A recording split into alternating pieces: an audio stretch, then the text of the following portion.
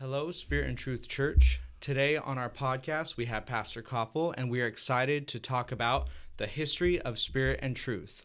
So we're going to kind of go through the ages. We're going to start with when he first came, when he was called here, when he started pastoring here. We're going to get all the way up to today, to the We Believe campaign and the vision for the future. So join us today, and whether you're new to Spirit and Truth Church or whether you're a visitor or someone just watching online, I hope you enjoy this. I know I do. I know a lot of our people who have been here for a long time have enjoyed seeing the church grow through the years and all the new friends who have come along the way. So let's dive into the history, and let's start with this first question. Dad, if you can share with us how you became senior pastor in 1992. Is that right? 1992? 1992 is correct. Okay. Sarah and I had evangelized for 5 years. We ministered in, I think it was 32 states. Prior to that, I had youth pastored in DeRidder, Louisiana for 7 years. We married, so for 5 years we traveled. And we came to California for the first time in 1988, and then we came back in 1989, and we had several revivals. And then each year after that, we would come back and preach up and down the state, and we just felt something for California. And at that point, while we were evangelizing, I knew that I just had a sense. I knew we were going to end up in Southern California. I really felt that. Was 88 the convention, or was that the general convention, or what was that? No, the first date I had with your mom was 1984. Oh, okay. Yeah. Here in Anaheim. Yeah, cool. at the general conference here. Cool. And then so we preached out here, and then I had spent we were preaching for Brother Howard Davis in San Bernardino, and he said, my brother is getting ready to retire from the church. He has health issues, and you told me you felt something for Southern California. Would you go and preach at Santa Ana at the church there and meet my brother, Harvey Davis? And so Sarah and I came down to preach on a Sunday. That would have been in the summer of 1992, and Brother Davis was so sick that he wasn't there. So then he invited me back to preach a 2-week revival, and we went. I believe we went every night but Monday night. And at the end of that revival, he said, "I believe it's the will of God for you to take the church." Wow. He was a gentleman. He was a praying man. I'm indebted to him for giving me the opportunity to come, because he had established church here, a building, and Was there about 50 people at the time, or what? How I people think was there? it seemed like the number 62. I think there was 62 something like people. that. Okay. Yeah, and they voted us in. Nice. So we ended up coming to General Conference, which was in Salt Lake City, in September of that year. They voted us in August to come. So we traveled with all of our belongings to General Conference in Salt Lake, and then from there we came here. So we officially began pastoring the church in October of 1992. Awesome. And then this next question is just for everybody. How long have you been pastoring at Spirit and Truth? Just for everyone to know. Well, we're in our 33rd year. This October it will be 33 years. Cool. Very cool. Wow. 33 years. Okay, so this one is going to go through, and I don't even know the answers to all this, but what were the progression of names? So it wasn't always Spirit and Truth. Today we say Spirit and Truth Church, if you've been around. But what was the first, when you got here, what was it called? It was, the name of the church was the Apostolic Church. Underneath that, on the sign, it said Jesus' name, because we wanted to let people know that we were a oneness Jesus name church. Yeah. So it was the Apostolic Jesus name church. Yeah. Well, then after a while, people that would call us, that knew people that were coming to us, couldn't pronounce apostolic. And it was apostolic and apostolicia, and so we prayed over that, and then I don't remember exactly the year. I could look back, but it's been years ago, and at that point, that's when we were leasing a church on Grand Avenue. We changed the name of the church to Spirit and Truth Worship Center. Nice. And that was 100%. The entire church voted yes on that. Yeah. And then as we were in the wilderness, I call it 4, 5, 6 different locations before we got to this campus. And then because now we're looking to relocate to a larger campus, we felt like it should be church. So it's just kind of morphed into Spirit and Truth Church. Yeah. And that's not legal, but that's what we're calling ourselves right now. And it feels right to me.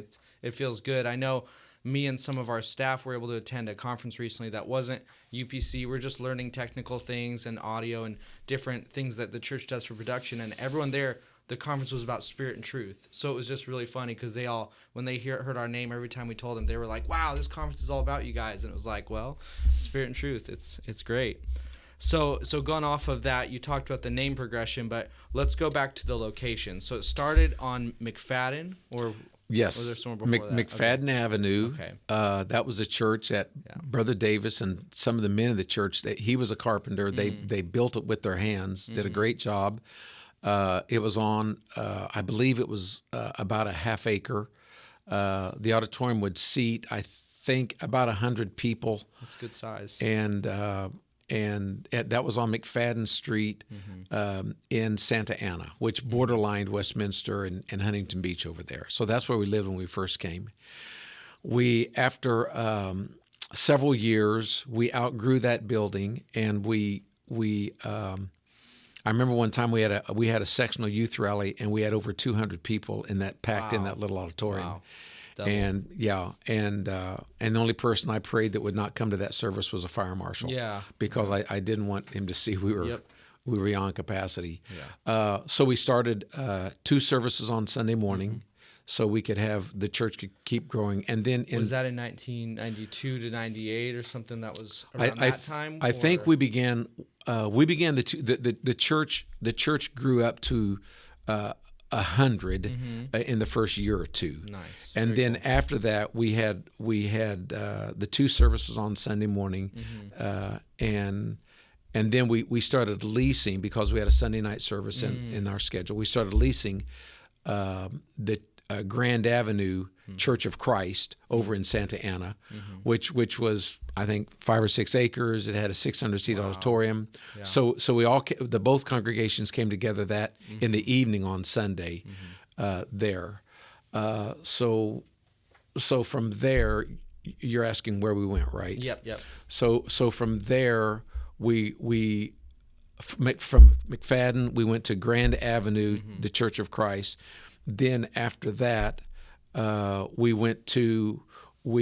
actually bought this 2 acres, almost 2 acres here, and there was a small Methodist church building. You could put the whole building inside of our auditorium. We never used that, right? We did. Oh, you did? Okay. Because what happened was we left the Church of Christ rental, and we ended up going to Colonial Bible Church in Tustin, and we were subleasing that. And the church that we were leasing from lost their lease on the property. So we were only there for like 4 months, and they came and told us, they said, you have 2 weeks and you're out. Wow. So at that point, we had just purchased this. So there was just a few months that we would have church in the little chapel here. Wow. That was a non-growth situation, obviously. Yeah. Well, then we started leasing from, I believe it's Covenant Life. Covenant Life, yes, and you remember that? Yeah, one. by Carl's Jr. I remember that one the most. Yeah.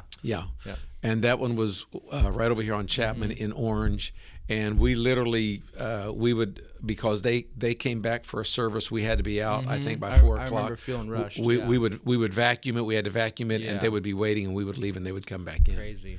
Yeah. And then we built the new building here in 2001. About 20,000 square foot building here, 500-seat auditorium, and this building has served us so well until the church kept growing, and now we've outgrown this one. and we had 1 or 2 renovations of this building. And I know there's always been little things, but there was a big, when we added the wall behind the pulpit, the big wall, that was a big renovation. That had a lot of other things happen. The Welcome Center, things happened. Correct. Was there another renovation that I missed? Something else maybe? Or was that the big one? We repurposed the chapel upstairs. Kids church. Yeah. Yeah. But Kids Wave. That was the main upgrade when we had a Solomon's porch in the auditorium, and then about 10 years ago, roughly 10 years ago, we put the stone wall in the back and the lights on it to where you could have different background lights. Yeah. And then we built we expanded the lobby and built the Welcome Center. Yeah. Yeah. Yep. It's been a cool journey. And then we've talked. He's mentioned the We Believe campaign, but we want to move kind of into that vein. We've looked at the names. We've seen the progression of it. Started with about 62, he said, and then grew to 100, and then we've outgrown facilities, and now we're here. But what's the vision? Kind of going backwards a little bit. What's the vision God gave you for this church? And I know it may be the same today as it was 30 years ago, but what was the vision God gave you for this church? When I was 19 years old, I was at Bible college in Jackson, Mississippi, and I felt I was so compelled, I was so burdened, I just knew I needed to go pray, and so I got up and left campus about midnight, which was illegal. And Brother Craft's church in First Pentecostal Church in Jackson, they left the back doors unlocked for the prayer room. Wow. So it was always open. The building was locked off, but the prayer room was open. Yeah. They weren't in Santa Ana. They were not in Santa Ana.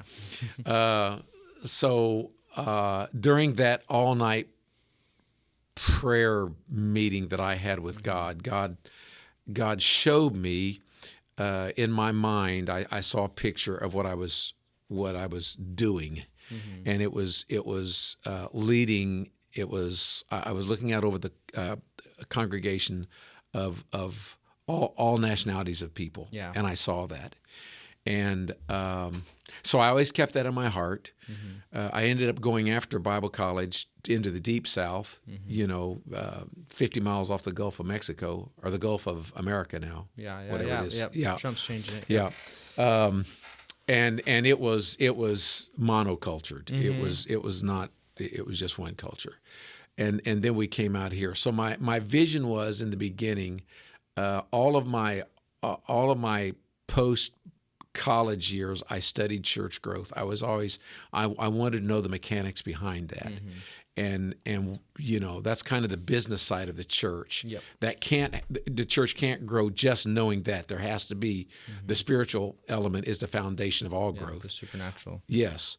And so, but in my mind, I had a vision. I knew that it was going to be multinational. And then when we came, Brother Davis was a former missionary in Africa, so he had a calling really to all people. He worked with all people, so that was already built in to the prayer foundation of this congregation. Even though it was small, it was there. The DNA of reaching many people was there, and I owe a debt to him. Mm-hmm.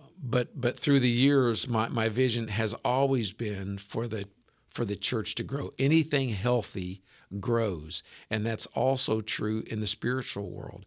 If something is healthy, it naturally grows. You don't have to rush it to grow. Mm-hmm. If it's not healthy, it won't grow. Mm-hmm. But if it's healthy, it will naturally grow.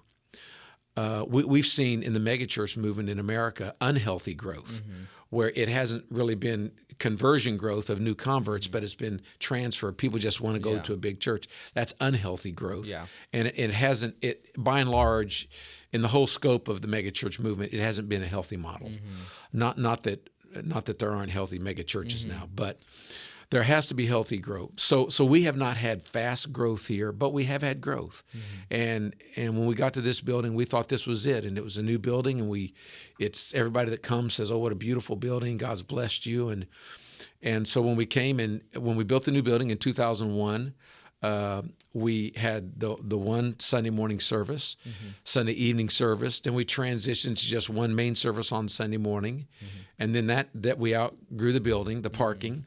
So then we transitioned to two services on Sunday morning, 9 and 11, and then 5 years ago, the Spanish portion of our church family, Spanish-speaking, Hispanic members, that whole culture. We knew Orange County, over 1 million first language Hispanic speaking, Spanish speaking people. So we launched a Spanish congregation, and now we have 9, 11, and 2 o'clock, and the Spanish congregation has grown. Bilingual, yes. Exponentially. I mean, they've just they're over 100 people, and they continue to grow. We're all amazed. So now we've with 3 congregations, we've outgrown this building, and that's what's taken us into the We Believe campaign. But I always knew that it would be a multinational and a multi-generational church. And it is, yeah. I didn't want it just to be like a youth cool church. It can be cool and still have children, youth, young adults, marrieds, senior adults. All of that can work together in the family of God. Yeah.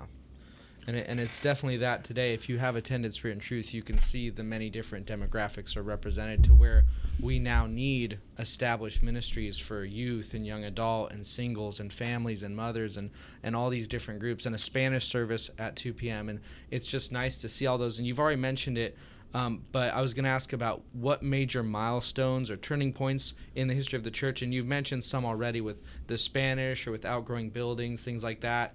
And I know I think back to when mom was in charge of kids, and Kids Wave is what we used to call it, and she's trained up some great leaders. Daniel Gums is out doing great evangelism work out there, the Goofy Gums and different leaders. And I know that kids ministry was a big milestone, getting that completed to where now we have a healthy kids ministry. But what are some major milestones or turning points you can share? When we first came, your mom Sarah and I were both growth oriented, and so she immediately started a children's ministry they had a little gym at the McFadden Church, which was very nice. And so I would have adult service right next on the other side of the wall. On this side of the wall was a gym, a half-court gym, and she would have kids with a vision, Kids Wave, and they had surfboards, Kids Wave, and it was lots of puppets. And she is so creative, and she trained.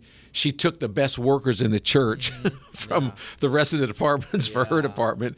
And truth be told, it was more fun working in children's ministry than maybe some of the other ministries. But she really launched that. That was her heart. And then when we came here, she continued to expand that, and we trained workers. Now, as you mentioned, some of those children's workers have gone on to become credentialed ministers. And so that was... Marco, our executive pastor, used to be a Kids Wave teacher, so I remember that. He was up there. We've had, I believe, a dozen or more licensed ministers grow up through the church through the years. So I'm a trainer, so training is very important to me. I always want to be training our leaders and understanding the influence of leaders. That was a turning point to get to focus on training the leaders. Even though the church was small, that has served us well. Another major milestone was us transitioning to small groups. The small group structure.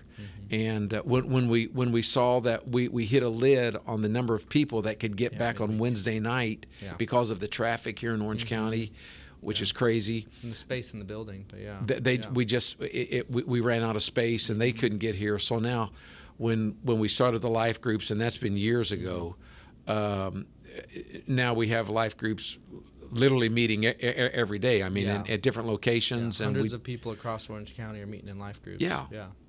Different locations, and so that was a major milestone, and then continue to grow to have more staff and full-time staff, and then we have a huge volunteer staff.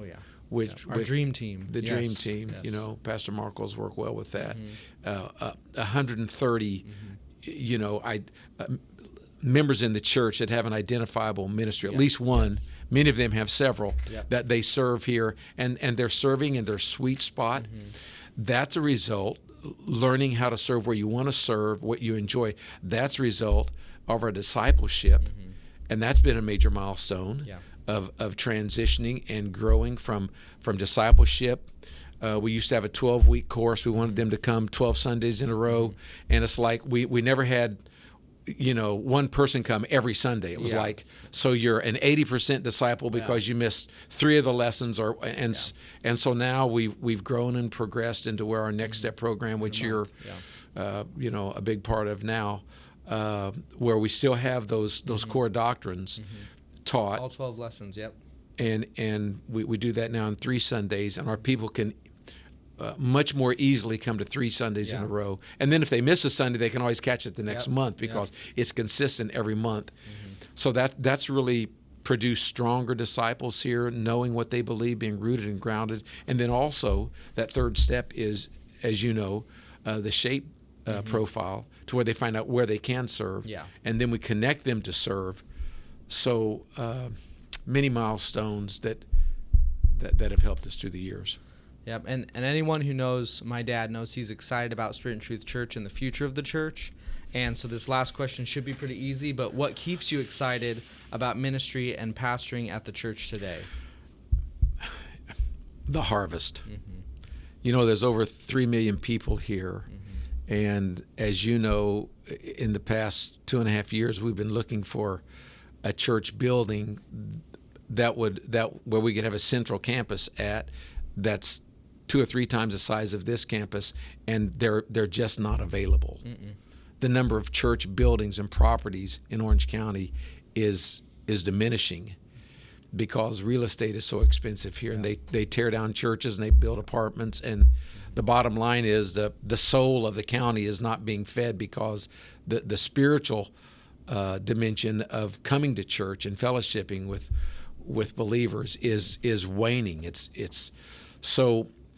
But the harvest, that knowing there's so many people here that need God, that my work will never end. You guys, the next generation, will take it on. But also, what really excites me is seeing these healthy systems that we've set up in the church that allow people to grow.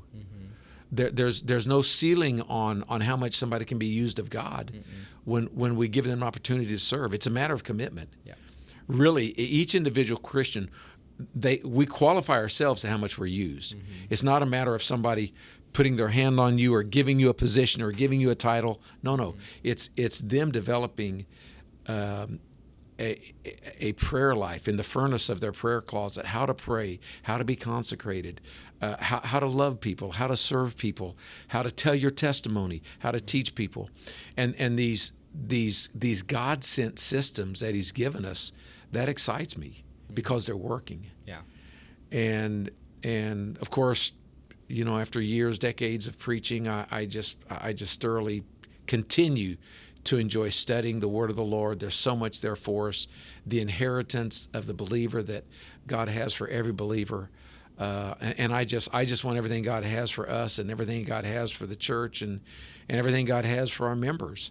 So that potential, that huge potential that God has, the inheritance that He has for us in the kingdom of God, even while we're on the earth, besides heaven, it's coming. But even for us to have the fruit of the Spirit here on the earth and to occupy until He comes here, it's very exciting. It keeps me motivated. Yep, exactly. Well, I know I've been here 31 years. I've been here a long time. I know some of you have got me beat because I know some of our elders in the church have been here longer, but I think I speak for everyone when we say we're thankful for your ministry and your pastoring, and we're also thankful for the heritage of this church, because we're looking back today with this podcast because we want to be thankful and grateful for what God's done throughout the years, because it's getting greater and greater. It's not that the past is the best or that the future is the future hopefully is going to be best, but it's not that one is better than the other, but that God is building on it. And we're seeing that, like He said, in the men and women who have come through these doors, who have come through these many different places, these different locations, but it's all been Spirit and Truth. And so today we're thankful for Spirit and Truth Church, and thank you for sharing the history with us, Dad. I appreciate it. I know I enjoy it, and I know so many people, they've asked me about it, and they've asked me things. There's things we couldn't get into today, Guatemala and different things that this church has been a part of. We didn't even talk about Move the Mission, She's for Christ, but you just got to know that grab somebody who's been here for a while and ask them about the past, ask them about this church, because there's a rich history of this place being Spirit-filled believers with the truth who are reaching the harvest. Like he said, we're doing whatever we can. First Church says, as long as it's not sin, we'll do it. And we're trying to do whatever we can to reach people in Orange County. So I thank you for your leadership and for taking us through the years. And I hope you guys are excited for next month's podcast. And I hope you appreciated today's, the time Pastor took to share all this with us. But have a blessed week, and we'll see you next month.